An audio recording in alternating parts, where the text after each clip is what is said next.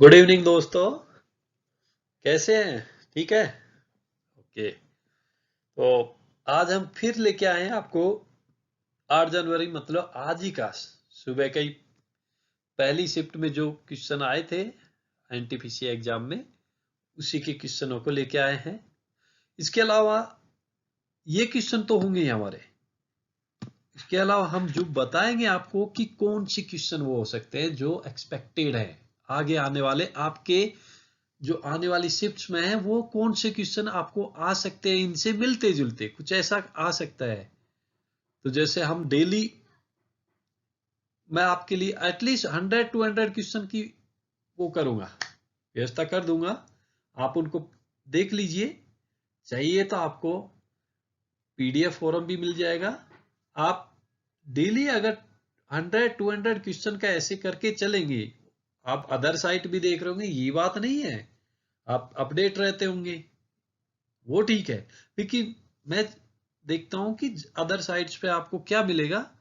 आपको सिर्फ मिलता है आज क्या पूछा गया है, क्या पूछा जा सकता है, लेकिन वो लोग आपको वीडियो के साथ में कभी मटेरियल टाइप में कुछ नहीं देंगे, या आपको स्लाइड ऐसे कुछ नहीं देंगे। उनको जल्दी होती है कि भाई एग्जाम फिनिश हुआ, फटाफट शुरू हो जाइए, स्लाइड सबसे पहले, व्यूज ये सब हम ले लेंगे। अच्छा चलो, व्यूज से आया तो भाई वो ठीक है, व्यूज तो बढ़ाने हैं, हमारे भी ध्यान रखना। आए हो, देख रहे हो तो कृपा कर देना एक बार सब्सक्राइब बटन तक पहुंचने की। ओके, वो आप कर दीजिए। अब शुरू करते हैं कि आज जो हमारा पेपर हुआ है मॉर्निंग शिफ्ट में, उसमें क्या क्या पूछा गया, कितना पूछा गया। तो ये देखिए, साइंस में 15 क्वेश्चन, और सोशल साइंस जो आपका इतिहास भूगोल सब मिला के होता है 12, और ताजा घटनाक्रम जो करंट जी के बोलते हैं उसमें 10 आए हैं। तो परसेंटेज में भी देख लो है, इसको आप ग्राफ में भी देख सकते हो। आपको साइंस से सबसे ज्यादा आ रहे हैं, फिर आ रहे हैं आपके सामाजिक विज्ञान जिसे हिंदी में बोलते हैं, और 10 आ रहे हैं आपके करंट जीके से, कंप्यूटर से, और रेलवे से। रेलवे का भी आपका एक स्पेशल मैं लेने वाला हूँ क्लास, जिसमें हम डिस्कस करेंगे अच्छे से। ठीक है, केवल रेलवे से रिलेटेड क्वेश्चन हम करेंगे। ओके, तो चलो दोस्तों, हम स्टार्ट करते हैं आज के क्वेश्चन से। जो जो क्वेश्चन पूछे गए, साथ ही हम इनके साथ में ये भी डिस्कस हमें करना है या पढ़ना है कि भी इससे रिलेटेड क्वेश्चन और क्या आपके एग्जाम में आ सकते हैं आने वाले शिफ्ट्स में। ओके फ्रेंड्स, तो चलिए चलते हैं। पहला क्वेश्चन है कि ज्ञानपीठ पुरस्कार किस क्षेत्र में दिया जाता है। देखिए भाई, कुछ क्षेत्र को लिखने में अगर कुछ आपको ऐसा लग रहा है ना, तो वो उसे इग्नोर कर देना। हो जाती है मिस्टेक जल्दी जल्दी में, कंप्यूटर है आजकल, कंप्यूटर पे इतनी हिंदी नहीं बन पाती, लेकिन फिर भी होती है mistake, but avoid that. Okay, तो चलो, ज्ञानपीठ पुरस्कार किस क्षेत्र में दिया जाता है, ये इजी है। साहित्य। अब साहित्य ये तो आप जानते हैं, नहीं जानते तो अब जान गए। अब आगे आपको क्या पढ़ना है कि आपके क्वेश्चन क्या आ सकते हैं, वो आपको ध्यान देना है। जैसे ज्ञानपीठ पुरस्कार है, ये किस क्षेत्र में दिया जाता है, साहित्य के में। इस साहित्य में सबसे सर्वोच्च पुरस्कार है इंडिया में। इसमें 11 भाषाओं में जो लिखता है ना, कोई भी साहित्य की चीजें, उसके लिए दिया जाता है। और ये 11 भाषा कहाँ है, 8वीं अनुसूची में है। कितना पुरस्कार, 11 लाख की धनराशि, प्रशस्ति पत्र, वाग्देवी की कांस्य प्रतिमा दी जाती है। इसके अलावा 2019 में ये किसको प्राइज मिला है, ये भी लिखा है। ये मिला है एक मलयालम कवि है अकितम, उनको दिया गया है। ये 55वें ज्ञानपीठ पुरस्कार थे। Okay, clear. नाउ हम चलते हैं दूसरे क्वेश्चन। 2011 के सर्वेक्षण के अनुसार किस राज्य की साक्षरता दर सबसे अधिक है। इजी क्वेश्चन था। केरल तो भाई सभी जानते हैं कि भाई केरल में सभी एजुकेटेड है। थोड़े बहुत बचे, कितने बचे वो देखते हैं, हमें पता होना चाहिए, क्योंकि नेक्स्ट क्वेश्चन वो किसी शिफ्ट में पूछ सकते हैं। तो सबसे पहले, कौन ये डाटा को जो कलेक्ट करता है, राष्ट्रीय सांख्यिकी कार्यालय ये सर्वे करता है, वो ये सब डाटा को प्रोवाइड करता है। तो इसमें केरल पहले नंबर पर था साक्षरता में और आंध्र प्रदेश दूसरे नंबर का था। अब कितने % इसमें पढ़े लिखे लोग हैं, साक्षर लोग हैं? तो केरला में 96.2 और आंध्रा में 66.4, मतलब 66.4। Okay, very good. ओके, तो फ्रेंड नेक्स्ट क्वेश्चन भी कोई, मानवता के लिए गुलबेकियन पुरस्कार किसे दिया गया है? ये फर्स्ट टाइम आया है ये गुलबेकियन पुरस्कार, ध्यान रखना। ये किसके लिए, किसको दिया है? Greta Thunberg. अब ग्रेटा थुनबर्ग कौन? ये स्वीडन की 17 वर्षीय महिला है जो जलवायु परिवर्तन के लिए आवाज उठाने वाली महिला है। उनको ये पहली बार गुलबेकिन प्राइज दिया गया है। ये फर्स्ट टाइम प्राइज लॉन्च किया है और वो दिया है ग्रेटा थुनबर्ग को। नेक्स्ट क्वेश्चन, फोर्थ नंबर, 21वें राष्ट्रमंडल खेल जो 2018 में आयोजित हुए कहां हुए थे? तो इसका आंसर है Gold Coast, Australia. Okay, Australia famous है क्रिकेट टीम, आजकल इंडिया और ऑस्ट्रेलिया के मैच भी चल रहे हैं। हाँ, वेरी गुड। ओके, तो इसके बारे में और क्या हो सकता है कि राष्ट्रमंडल खेल के बारे में वो ये पूछ सकते हैं ये कौन से खेल है। देखिए ध्यान करें, इसमें केवल राष्ट्रमंडल देशों के एथलेटिक्स शामिल होते हैं। इंडिया भी राष्ट्रमंडल खेलों देशों में आता है, ये भी ध्यान रखना आपको। साथ ही ये क्वेश्चन आपको फिर पूछ सकते हैं कि भाई 2022 में राष्ट्रमंडल खेल कहां पे होंगे? तो इंग्लैंड के बर्मिंघम शहर में, इंग्लैंड के बर्मिंघम शहर में 2022 में होने वाले हैं। Next question, fifth number, Pandit Bhimsen Joshi किस क्षेत्र से जुड़े हैं? शास्त्रीय संगीत। आंसर है शास्त्रीय संगीत। ये भी बहुत फेमस है, क्वेश्चन आता रहता है। अगर आप और भी एग्जाम एसएससी के देते रहते हैं तो बहुत ये क्वेश्चन आपको रिपीटेड मिलेगा। अब पूछ लेते हैं इसके बारे में, क्या है, इसको कब कब प्राइज मिला है, इसके बारे में कभी पूछ लेते हैं। ये किस राज्य से संबंधित है, किस चीज से संबंधित है, ये इसके बारे में पूछते रहते हैं। तो ये इनको पद्म विभूषण, पद्म भूषण भी मिला है, पद्म श्री भी मिल चुका है। और 2005 में कर्नाटक सरकार ने उन्हें कन्नड़ सम्मान से सम्मानित किया। अब देखो कन्नड़ शब्द है तो ध्यान रखना, कर्नाटक की जो लैंग्वेज है वो कन्नड़ है, केरला की होगी मलयालम, ओके, आंध्रा की तेलुगु। तो ये एक्स्ट्रा क्वेश्चंस है, आप ध्यान रखिए, मैंने लिखा नहीं है, मेरी वॉइस आपको पहुंच रहेगी तो वहां आप ध्यान रखें। नेक्स्ट क्वेश्चन, पानीपत का युद्ध कहां हुआ था? तो पानीपत का लीजिए, पानीपत में हुआ। पानीपत अपने हरियाणा के पास में ही है, मतलब हरियाणा के इन साइड में, ठीक है। चलो अब नेक्स्ट, इसमें क्या पूछ सकते हैं अब आगे? अब ये तो हो गया पानीपत का युद्ध कहां हुआ था। पानीपत के युद्ध कौन कौन से 3 बार लड़े गए? ओके, हमको पढ़ना है कब हुए थे, किस किस में। पहला हुआ था 1526 बाबर इब्राहिम लोदी के बीच में। दूसरा हुआ था 1556 में बैरम खां अकबर का जो सेनापति था और हेमू के बीच में। और तीसरा हुआ था 1761 में मराठा और अहमद शाह अब्दाली के बीच में। ये 3 बार हुआ था। ये क्वेश्चन इंपॉर्टेंट होता है, सभी तरह के एग्जाम्स में ये आ जाता है। नाउ 7वां क्वेश्चन है, फोर्ट्रन का पूरा नाम क्या है? ये कंप्यूटर से रिलेटेड है, इसका फुल फॉर्म है फार्मूला ट्रांसलेशन। ओके, तो फोर्ट्रन का उपयोग कहां होता है? ये एक लैंग्वेज है, ये वैज्ञानिक और गणितीय अनुप्रयोग के प्रोग्रामिंग के लिए किया जाता है। ये लैंग्वेज है साइंस और मैथ के अनुप्रयोगों के प्रोग्राम बनाने के लिए किया जाता है फोर्ट्रन का use.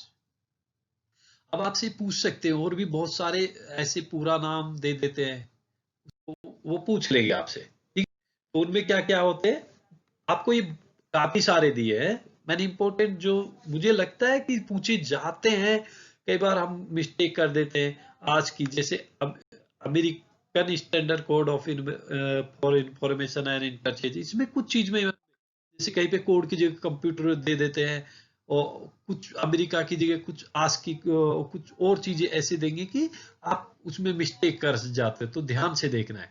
Basic, CAD, CD right, COBOL भी एक बिजनेस लैंग्वेज है, कॉमन बिजनेस ओरिएंटेड। DBMS ये इंपॉर्टेंट है। EPROM erasable programmable read only memory. FTP file transfer protocol. GUI STM HTTP। JPG ये फोटो जो आप देखते हो उसको बोलते हैं joint photographic expert group. OCR optical character reader recognise sorry OMR optical mark reader. Okay, और मोस्टली आपको देखो ये हिंदी से ज्यादा आपको इसमें ही ध्यान रखना है इंग्लिश में, इसलिए मैंने इनको आपको हिंदी में नहीं दिया क्योंकि इंग्लिश में ही आपको इनको ध्यान रखना होगा, वो बेटर रहता है। ओके, नेक्स्ट हम आते हैं इंटरपोल का मुख्यालय क्या है। अब इंटरपोल का मुख्यालय तो आप बता दोगे लियोन फ्रांस। वैसे हम दूसरे मुख्यालय इजीली बता सकते हैं लेकिन ये कभी कभी आते हैं। अब इंपॉर्टेंट एक चीज हो रहा है कि इंटरपोल संबंधित किससे है, तो इंटरपोल यानी इंटरनेशनल क्रिमिनल पुलिस ऑर्गेनाइजेशन, ये क्रिमिनल से रिलेटेड है। जो भी कोई क्रिमिनल चीजें होती है किसी भी देश में तो वहां पे इंटरपोल ही दखल देती है। और ये किसकी हेल्प लेती है, सभी देशों की जो पुलिस होती है उनको अपने साथ रखती है। कुछ कुछ लोगों को वहां की पुलिस के, हर देश के पुलिस के लोगों को अपने वहां पे लगा रखा है इन्होंने। वो जहां पे जरूरत पड़ती है जिस कंट्री में इनकी पुलिस की, तो वहां पे ये भेज देती है। इनका इंटरपोल का मेन काम है। ओके, इंटरपोल का मुख्यालय के अलावा आपसे और क्या पूछ सकते हैं, मैंने आपको इस तरह बना के दिए। जैसे न्यूयॉर्क में किसका है, संयुक्त राष्ट्र संघ का है, यूनिसेफ।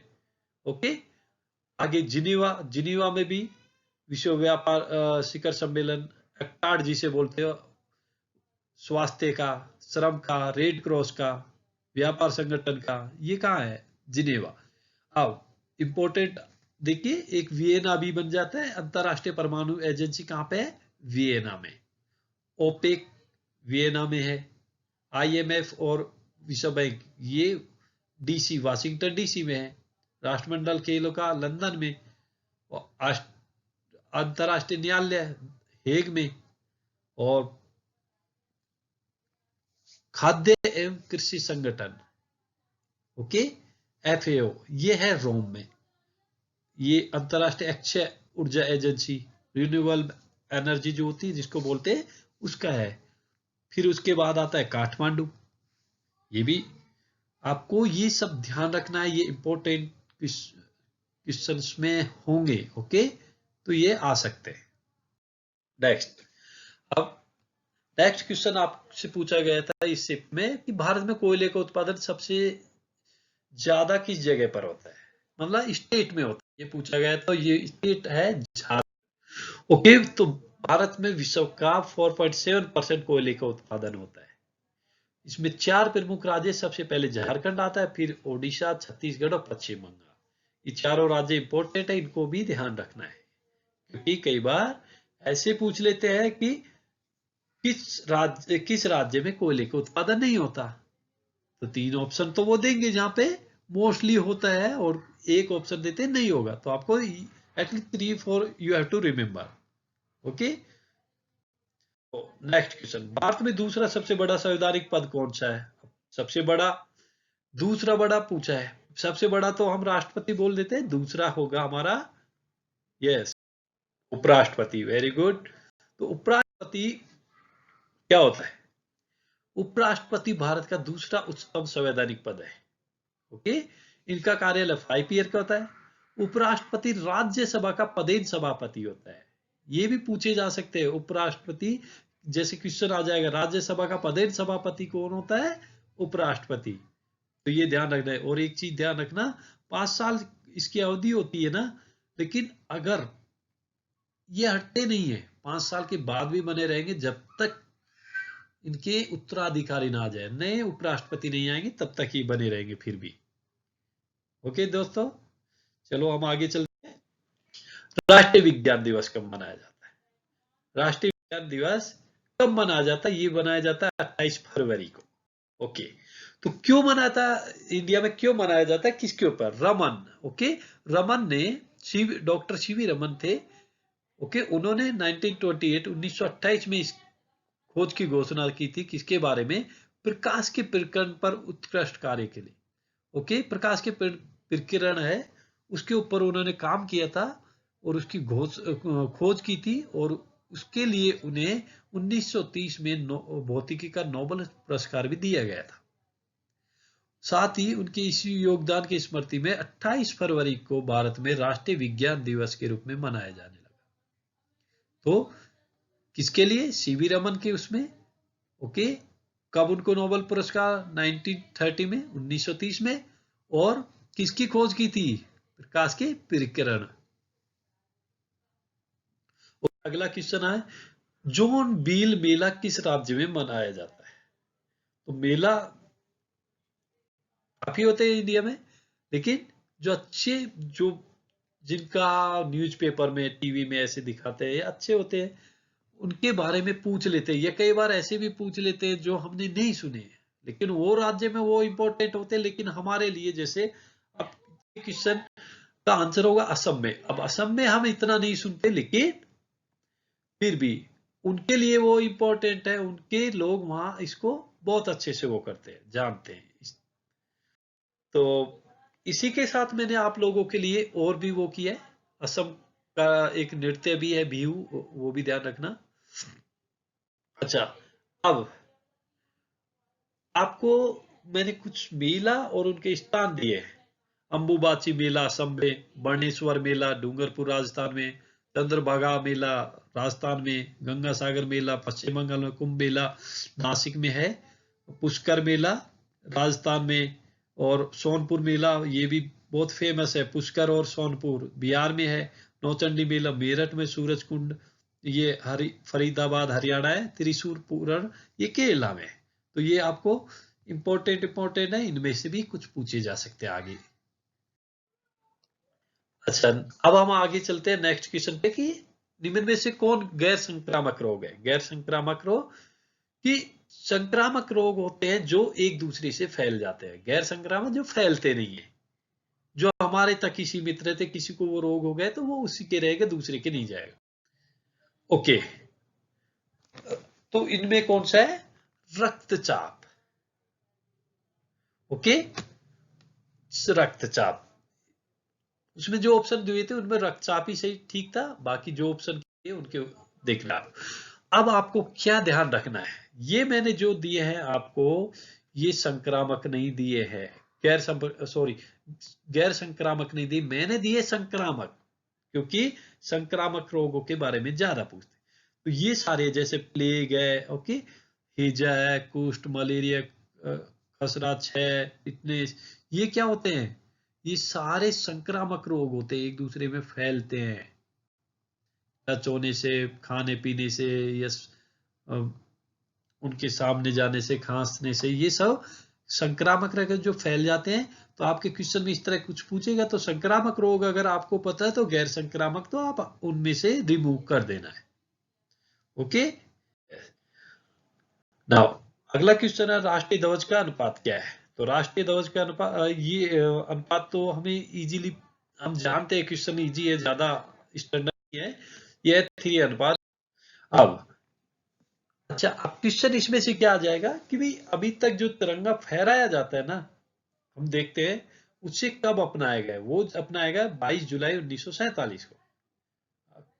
ओके, 22 जुलाई हमारे देश आजाद होने से कुछ ही पहले। ओके, तिरंगे को आंध्र प्रदेश के पिंगली वेंकैया ने बनाया। तो ये क्वेश्चन भी आ सकता है कि हमारे राष्ट्रीय ध्वज का निर्माण किसने किया था? आंध्र प्रदेश के हैं वो पिंगली वेंकैया ने। नेक्स्ट क्वेश्चन 15, प्रथम T20 विश्व कप किसने जीता था? ये तो ये भाई है, भारत ने, इंडिया ने जीता था। अच्छा, अब इसमें इस बार क्या पूछ सकते हैं, अभी वर्ल्ड कप हुए नहीं है, T20 भी नहीं हुए है ना कोविड की वजह से, तो वो ये पूछ सकते हैं आईपीएल इस सीजन किसने जीता है? आप बोलोगे मुंबई सर। अरे मुंबई ठीक है, लेकिन अगर वो पूछेंगे उपविजेता कौन था, तो थोड़ा सोचना पड़ेगा। कई बार कंफ्यूज होते हैं कि भाई मुंबई के साथ तो चेन्नई होता है, कई बार उपविजेता को हम भूल जाते थोड़े दिन बाद, तो वो दिल्ली ध्यान रखना। ओके, नेक्स्ट क्वेश्चन है ऑस्ट्रेलिया की राजधानी क्या नाम। तो राजधानी और मुद्राएं बहुत पूछी जाएंगी इसमें, हर पेपर में राजधानी और मुद्रा आपको हर शिफ्ट में आपको पूछी जाएंगी, तो अच्छे से पढ़ लो, ये तो आनी है श्योर शॉट। जो भी शिफ्ट है सब में देखा जा रहा है, मैंने देखा है कि सब में आ रही है, किसी में मुद्रा होगी चाहे राजधानी हो, डबल डबल पूछ लेते हैं, आज भी देखो पूछी हुई है। ओके, तो ऑस्ट्रेलिया की राजधानी कैनबरा है, और ऑस्ट्रेलिया की मुद्रा अगर पूछी जाएगी तो उसमें आपको जवाब देना ऑस्ट्रेलिया की ऑस्ट्रेलियाई डॉलर है। क्वेश्चन नंबर 17 है अब, आरोग्य सेतु ऐप का निर्माण किस कंपनी ने किया। अभी कल ही देखो, कल की शिफ्ट में पूछा गया था कि आरोग्य सेतु ऐप कब लॉन्च हुआ था, आज पूछ लिया किस कंपनी ने बनाया। तो राष्ट्रीय सूचना विज्ञान केंद्र ने इसका निर्माण किया, ये कोविड के लिए था। दूसरा, ये 2 अप्रैल 2020 को लॉन्च हुआ था। ये क्वेश्चन आपको 2-3 चीजें ध्यान रखनी है। आगे क्वेश्चन है 18वां नंबर पे, आर्य समाज के संस्थापक कौन थे। तो आर्य समाज के संस्थापक दयानंद सरस्वती थे। अभी दयानंद सरस्वती के बारे में थोड़ा और आप देख लेंगे, कुछ और भी इससे क्या पूछ सकते हैं। ये लोगों को वैदिक धर्म से जोड़ने के लिए स्वामी दयानंद ने सत्यार्थ प्रकाश नामक ग्रंथ की रचना। तो सत्यार्थ प्रकाश ग्रंथ की रचना किसने की थी। यस, दयानंद सरस्वती। तो इस ग्रंथ में उन्होंने दिया था वेदों की ओर लौटे। तो ये क्वेश्चन कि किसने दिया था वेदों की ओर लौटे नारक, किसने दिया था। यस, इसका होगा दयानंद सरस्वती। अच्छा, ये भी पूछ सकते हैं कि आर्य समाज की स्थापना किस वर्ष में की थी, कहां पे की थी। तो 1875 में हुई थी और मुंबई में हुई थी। ये क्वेश्चन भी है। तो देखो, आपको ये नहीं है कि आज क्वेश्चन में क्या पूछे गए हैं, आपको ये भी पता होना चाहिए, या आप पढ़ना है कि इससे रिलेटेड क्या क्वेश्चन पूछ सकते हैं। और ठीक है, आप ये रेलवे के लिए करोगे तैयारी, ये नहीं कि यहाँ पे रुक जाओगे। और जिसने जैसे आज किसी ने पेपर दिया है वो भी देख रहा है कि भाई ठीक है, मैं देख लेता हूँ, मेरे एनालिसिस कर लेता हूँ, मैंने पेपर कैसे दिया, कौन से आंसर क्या लिख के आया हूँ। तो ध्यान रखो, देखो जैसा भी पेपर गया हो, हम तो आशा करेंगे अच्छा गया होगा आपका पेपर, लेकिन अगर नहीं भी कुछ कमी रह जाती है तो ये क्वेश्चन आपको फ्यूचर में काम आने वाले हैं, बहुत काम आने वाले हैं। और अभी तो एसएससी के एग्जाम भी और भी आने वाले हैं, तो सब जगह काम आएगा, आप इतना निराश नहीं होना है, पढ़ते रहना है वैसा। चलिए नेक्स्ट क्वेश्चन चलते हैं। ओके, ब्राजील की राजधानी क्या है। तो ब्राजील की राजधानी ब्रासिलिया। ओके, ब्राजील की राजधानी ब्रासिलिया, ये तो मिलता जुलता नाम ही था ब्राजील की राजधानी ब्राजील का। अब ब्राजील की मुद्रा के बारे में पूछेंगे तो ब्राजील की मुद्रा होगी रियाल होगी। और ध्यान रखो, ये क्वेश्चन भी बनता है कि कॉफी उत्पादन में नंबर 1 कंट्री कौन सा है। तो यही ध्यान रखना आपको, ब्राजील। ब्राजील सबसे टॉप कंट्री है, नंबर 1 कॉफी उत्पादन। ओके, बंग बंग के बाद कौन सा आंदोलन शुरू हुआ था। ये क्वेश्चन पूछा गया था। बंग बंग मतलब बंगाल विभाजन के बाद कौन सा आंदोलन हुआ था। तो इसका आंसर है स्वदेशी आंदोलन। ओके, बंगाल विभाजन के समय आप ये पूछ सकते, बंगाल विभाजन कब हुआ। 1905 में। कौन गवर्नर जनरल थे, लॉर्ड कर्जन। ओके, अब लॉर्ड कर्जन का गवर्नर काल भारत में ब्रिटिश साम्राज्यवाद का उच्चतम बिंदु था। ये भी एक क्वेश्चन बनता है। तो 2-3 क्वेश्चन इसमें बन जाएंगे, तो मतलब आप एक क्वेश्चन के बदले आप 3 क्वेश्चन ले रहे हैं यहाँ पे। चौथा क्वेश्चन तो जो पूछा जा रहा है वो तो आप तैयार है, उसके अलावा 3 क्वेश्चन में और आपको ऐड कर देता हूं। तो ऐसे जो क्वेश्चन मैं पूछ रहा हूं उसमें आपको 4, 5, 6, 7 कितने भी क्वेश्चन आपको रेडी हो रहे हैं। ओके, चलो next question. My experiment with truth, सत्य की प्रमुख पुस्तक के लेखक कौन है। ये भी हमने बहुत क्वेश्चन, इसको बहुत एग्जाम्स में हमने देख चुके हैं। तो ये है महात्मा गांधी, हमारे राष्ट्रपिता।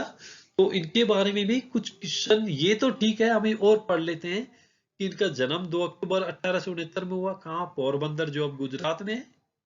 1914 में गांधी जी दक्षिण अफ्रीका से भारत वापस लौटे थे, ये ध्यान रखना है। 1914 में इंडिया में आए थे दक्षिण अफ्रीका से। इन्होंने 1930 में नमक सत्याग्रह किया, 1942 में भारत छोड़ो आंदोलन किया था और इनकी मृत्यु हुई थी 30 जनवरी 1948। तो 4 और 5 क्वेश्चन फिर यहाँ से आपके फिर से बनते हैं, क्योंकि हम कई बार इनको छोड़ देते हैं, ध्यान नहीं रखते, और जब एग्जाम में आता है ना इस तरह के क्वेश्चन तो फिर हम फंस जाते हैं कुछ चीज में। 2 अक्टूबर 1869 ऐसे 89 ऐसे फंस जाते हैं किसी चीज में। तो एक बार अगर आपको करंट में अगर आप पढ़ रहे हो तो आगे कोई सा भी बैच आपके आने वाला होगा तो आपके ताजे क्वेश्चन रहेंगे, आप तुरंत उसको टिक कर दोगे। ओके, आगे क्वेश्चन है 1857 की क्रांति के समय भारतीय गवर्नर कौन थे? भारतीय गवर्नर थे लॉर्ड कैनिंग। ओके, भारतीय गवर्नर कौन थे? लॉर्ड कैनिंग थे 1857 की क्रांति। अच्छा, अब 1857 की क्रांति से और कुछ क्वेश्चन जो बनते वो मैं आपको बोल। इस क्रांति की सबसे बड़ी महत्वपूर्ण और पहली घटना क्या हुई थी? बैरकपुर छावनी में, जो पश्चिम बंगाल में था। जहां 1857 को 29 मार्च 1857 को मंगल पांडे नाम के सिपाही ने गाय या सुअर की चर्बी से तैयार कारतूसों के प्रयोग से इनकार कर दिया और अपने उच्च अंग्रेज अधिकारी की हत्या भी कर दी थी। तो वहीं से ये स्टार्ट हुआ था। तो ये बैरकपुर छावनी, पश्चिम बंगाल, मंगल पांडे और सुअर, गाय और सुअर की चर्बी और हत्या, ये सारी चीजें आपको इनमें ध्यान रखनी है 1857 की। और भी देखो, ऐसे नहीं 1857 के तो बहुत क्वेश्चन है, लेकिन आज मैं इतना करा रहा हूं, नेक्स्ट हम जो स्लाइड करेंगे उनमें हम और एक्स्ट्रा आपको देंगे, ये नहीं है। इसके अलावा वो एक्स्ट्रा नेक्स्ट टाइम 1857 में हम देंगे। और इसके बाद भी मैं आज फिर से ऐसे करने वाला हूं कि आपको 40 क्वेश्चन में एक इंपॉर्टेंट क्वेश्चन की एक वो देने वाला हूँ क्यूज टाइप में, आप देखना उनमें आप कितने ठीक कर सकते हो। मैं नेक्स्ट वीडियो वो ही डालने वाला हूँ जिसमें 40 क्वेश्चन रहेंगे और 40 क्वेश्चन में इंपॉर्टेंट क्वेश्चन पूछे जाएंगे। जो रेशो रहेगा कि आपको मैथ जो ये आपके साइंस से इतने आ रहे हैं, सामाजिक विज्ञान से इतने आ रहे हैं, कंप्यूटर से, उसके अकॉर्डिंग ही मैं बनाऊंगा और आपको वीडियो पोस्ट करूंगा। तो आप उसको भी जरूर ध्यान से देखिए। एटलीस्ट 40 क्वेश्चन आपके फिर से तैयार होने वाले हैं और भी उसके साथ एक्स्ट्रा और क्वेश्चन मैं आपको बताने वाला हूं। नेक्स्ट क्वेश्चन, रेलवे विश्वविद्यालय कहां खोला जा रहा है? ये खोला जा रहा है हमारे वडोदरा गुजरात में। अच्छा, अब इससे रिलेटेड और क्या क्वेश्चन आ सकते हैं? बहुत से एग्जाम्स में आते हैं, रेलवे में तो खास बात, रेलवे का एग्जाम है तो रेलवे का ये क्वेश्चन तो बनता ही है कि इनमें आपसे पूछ सकते हैं चित्तरंजन रेलवे इंजन कारखाना कहाँ? चित्तरंजन। डीजल रेल इंजन कारखाना वाराणसी में। Integral coach factory Chennai. Rail coach factory Kapurthala. Rail पहिया व्हील बेंगलोर। डीजल इंजन आधुनिकीकरण कारखाना पटियाला। तो ये सभी आपसे पूछे जा सकते, कुछ भी इनमें के आ सकता है, क्योंकि रेलवे का एग्जाम है, ये क्वेश्चन आने हैं। वो डेली 2-3 क्वेश्चन 1 क्वेश्चन हर शिफ्ट में रेलवे से रिलेटेड दे रहे, तो फिर इनमें से आपको तैयार करना जरूरी है। Okay, next question, David Malpass कौन है? क्वेश्चन पूछा गया, तो ये है विश्व बैंक के अध्यक्ष है। आप देख रहे होंगे कि इस अध्यक्ष क्या लिख दिया, अध्यक्ष। ओके, सॉरी, कभी कभी हो जाते हैं मिस्टेक। ओके, ध्यान रखेंगे हम भी। चलो, तो इसका मुख्य उद्देश्य क्या है? सदस्य राष्ट्रों को पुनर्निर्माण और विकास के कार्यों में आर्थिक सहायता देना है।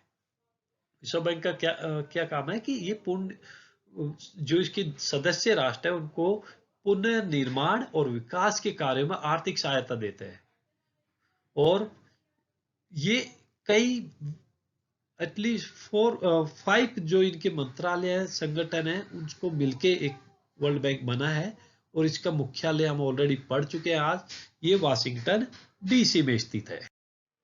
आगे क्वेश्चन है, तमाशा किस राज्य का शास्त्रीय नृत्य है? शास्त्रीय नृत्य, ध्यान रखना। ओके, तो ये महाराष्ट्र का है। महाराष्ट्र का है। तो महाराष्ट्र के क्वेश्चन में के अलावा ये तो आपको हो ही गया कि ये राज्य किस राज्य का है। अब इसके अलावा हम आपको बता रहे कि कौन से और पूछे जा सकते हैं। भरतनाट्यम तमिलनाडु, कथकली केरल से, मोहिनीअट्टम केरल है, ओडिसी उड़ीसा, कुचिपुड़ी आंध्रा, मणिपुरी मणिपुर, ओके। कथक मुख्य रूप से उत्तर भारत का है, यूपी में जरूर होता है। सतिया असम। तो ये भी इंपॉर्टेंट आपके हैं, ओके। ये सारे आपके इंपॉर्टेंट हैं, इनको भी आपको देखना है। और मैं सोचता हूँ कि इतनी देर में आप भी पढ़ लेते हैं, या भी आप भी दिमाग में बैठा लेते होंगे। नहीं तो आप एक बार वीडियो को जब ये हो जाए तो आप उसको रोक के वो कर सकते हो, एक बार फिर से रिवाइज कर सकते हो, या इसको यहाँ पे रोक के फिर से देख सकते हो। ऐसा कुछ नहीं है कि आप वीडियो को रोकना ही नहीं है, चलने देना है, आप रोक सकते हो और देख सकते हो, ओके। आगे क्वेश्चन पूछा गया था कि भारत के प्रधानमंत्री का नाम, सॉरी मॉरिशस के प्रधानमंत्री का नाम क्या है। तो मॉरिशस के प्रधानमंत्री हैं प्रविंद जुगनूथ, ओके। तो मॉरिशस के बारे में आपसे एक क्वेश्चन और भी बनता अभी भी, कि मॉरिशस की मुद्रा का नाम क्या है। तो मॉरिशस रुपया। एक्चुअली हमारे इंडिया के लोगों से ही मॉरिशस पूरा बना हुआ है, क्योंकि हम लोग यहाँ के लोग बहुत ज्यादा पहले, बहुत पहले गए हुए लोग थे हमारे ही लोग, तो वहां पे। और मॉरिशस शहर घूमने के लिए भी बहुत अच्छा है, बहुत से लोग जाते हैं। और ये भी है हमारे और मॉरिशस के, हमारे देश के और मॉरिशस के से हमारे अच्छे रिश्ते हैं। तो इसके साथ ही मॉरिशस हमारे देश में एफडीआई भी बहुत इन्वेस्ट करता है, बहुत ज्यादा, सबसे ज्यादा पैसे इंडिया में इन्वेस्ट करता है मॉरिशस।